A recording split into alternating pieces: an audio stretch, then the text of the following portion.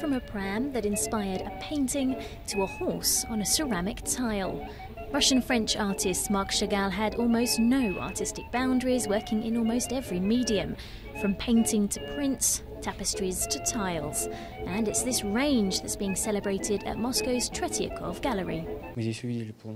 You can see all the paintings and the ideas behind them, and how he developed during his career. He's a unique and original painter. It's really interesting to see where he is coming from. Marc Chagall, who later became known as Marc Chagall, was born in 1887 to a poor Jewish family living near Vitebsk in Belarus, which then made up part of the Russian Empire. From the end of the 18th century, Jews were ordered to live in separate residential areas, and this turned out to be a formative experience for Chagall. All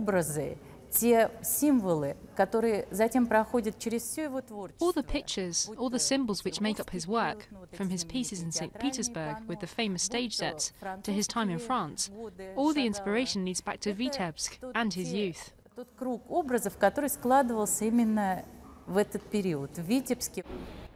Anti-Semitic laws were abolished after the revolution of 1917, but the Soviet Union, which followed, considered Chagall a member of the bourgeoisie. An outcast, he left for France in 1922 and didn't return for 50 years.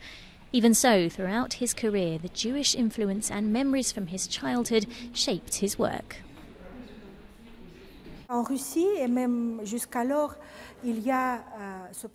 In Russia and even now, anti-Semitism is still a problem, so in my opinion we must use examples like the work of Chagall to expose Jewish culture and what it brings to this culture and art around the world.